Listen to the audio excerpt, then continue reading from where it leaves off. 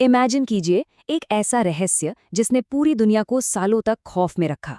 आज हम एक ऐसे ही हिस्टोरिकल कोल्ड केस की फॉरेंसिक जांच करने वाले हैं।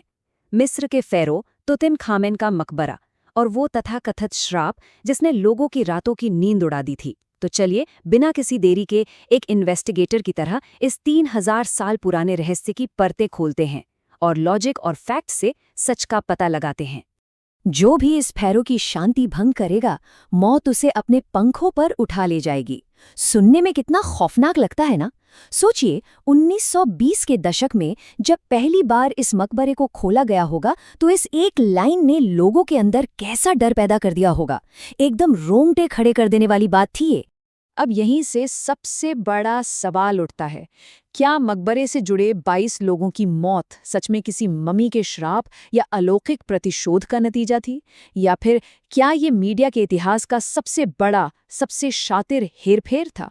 आइए सबूतों के आधार पर इन दोनों एंगल को टेस्ट करते हैं। शुरुआत करते हैं हमारे पहले पड़ाव से, द एंशिएंट क्राइम सीन। चलिए जरा टाइमलाइन पर नजर डालते हैं। नवंबर 1922 में मकबरा खुला और बस अजीबोगरीब घटनाओं की झड़ी लग गई।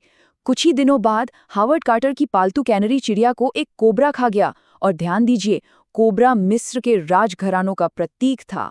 फिर मार्च 1923 में इस प्रोजेक्ट को फंड करने वाले लॉर्ड कार्नारवॉन को एक कीड़ा काट लेता है। 5 अप्रैल की रात ठीक 1:55 पर उनकी मौत होती है। अचानक पूरे काहिरा शहर की बत्ती गुल हो जाती है और उसी रात इंग्लैंड में उनका पालतू कुत्ता भी दम तोड़ देता है। ये सब सुनकर कोई भी डर जाएगा, राइट? और कहानी यहीं खत्म नहीं होती, ये लिस्ट तो बस शुरू हुई थी। अमेरिकन फाइनेंसर जॉर्ज जे गोल्ड की बुखार से मौत हुई। मम्मी का एक्सरे करने वाले रेडियोलॉजिस्ट सर आर्चीबाल्ड का अचानक निधन हो गया।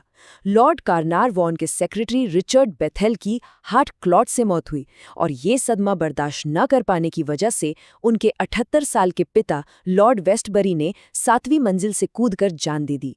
1929 तक आते आते मकबरे से जुड़े 22 लोग मारे जा चुके थे। दुनिया तो यही मान बैठी थी कि भाई ये फ़ेरो का ही श्राप है। लेकिन अब आते हैं हमारे असली सस्पेक्ट पर, मीडिया। अब देखिए झूठ कैसे फैलाया जाता है। मीडिया ने चीख चीख कर कहा कि मकबरे के दरवाजे पर एक मिट्टी की पट्टिका मिली थी जिस पर वो भयानक श्राप लिखा था। लेकिन सच क्या है? सच ये है कि वैसी कोई पट्टिका कभी एग्जिस्ट ही नहीं करती थी। हुआ ये था कि एक रिपोर्टर ने टीम से श्राप के बारे में पूछा और टीम बस मुस्कुराकर आगे बढ़ गई। उस एक मुस्कान और चुप्पी को रिपोर्टर ने अपने दिमाग में दुनिया के सबसे खतरनाक श्राप की कहानी में बदल दिया। सीरियसली, बस इतना ही हुआ था। और इसके पीछे की वजह थी उस जमाने के अखबारों की गला काट होड़। द टाइम्स अखबार के पास मकबरे की कवरेज के एक्सक्लूसिव अधिकार थे। अब बाकी अखबार क्या करते? उन्होंने मनगढ़ंत कहानियां छापनी शुरू कर दी। द मॉर्निंग पोस्ट ने तो हद ही कर दी। उन्होंने छापा कि मम्मी के गाल पर ठीक उसी जगह निशान था जहां लॉर्ड कार्नारवॉन को मच्छर ने काटा था। ये जर्नलिज्म नहीं था, ये सिर्फ डर बेचकर अपने कॉम्पिटिटर को हराने की एक सोची समझी ट्रिक थी।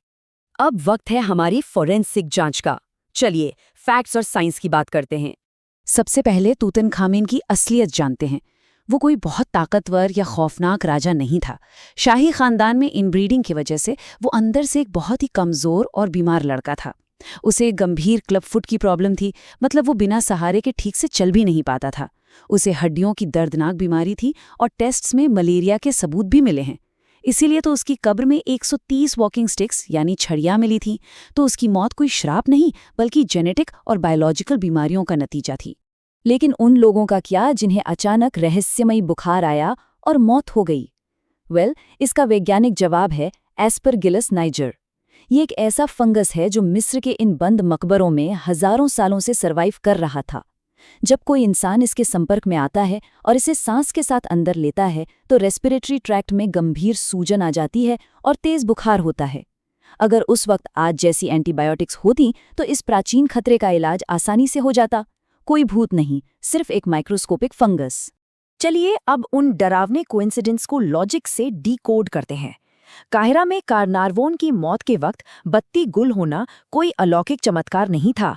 1920 के दशक के काहिरा में पावर कट्स बिल्कुल आम बात थी। और वो कुत्ता, वो कार्नारवॉन की मौत के ठीक उसी वक्त नहीं मरा था।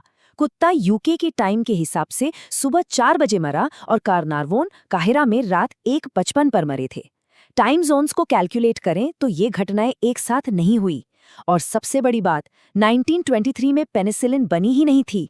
उस दौर में एक मच्छर के काटने से इन्फेक्शन हो जाना और जान चले जाना बहुत आम था। अब बात करते हैं डेटा की, क्योंकि नंबर्स कभी झूठ नहीं बोलते। 2002 के इस ब्रिटिश मेडिकल जर्नल स्टडी को देखिए।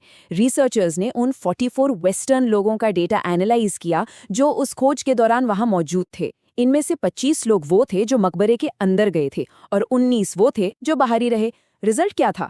दोनों ग्रुप्स के लोगों की औसत उम्र में कोई भी सिग्निफिकेंट डिफरेंस नहीं था। स्टैटिस्टिक्स ने साफ कर दिया कि मकबरे में जाने से किसी की उम्र कम नहीं हुई। और ये नंबर तो आपको सच में हैरान कर देगा, 73।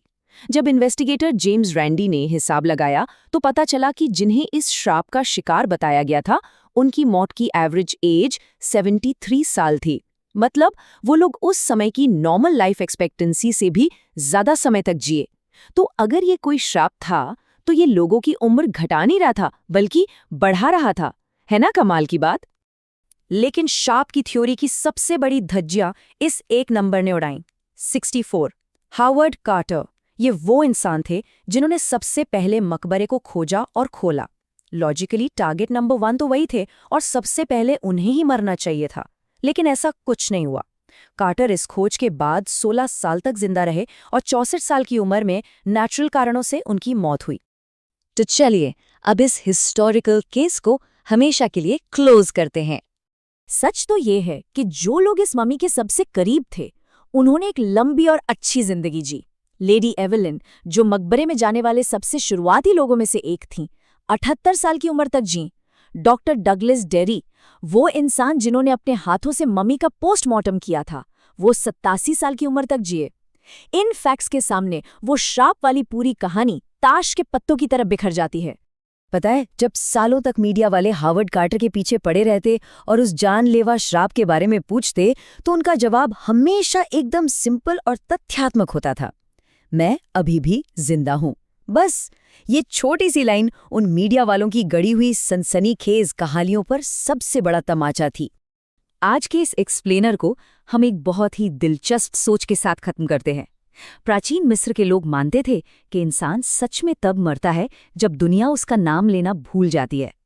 3000 सालों तक तूतनखामुन का नाम किसी को याद नहीं था। लेकिन सोचिए, क्या ये एक गजब की विडंबना नहीं है कि मीडिया के गड़े हुए इस झूठे श्राप ने ही उसे रातों रात दुनिया का सबसे फेमस फैरो बना दिया?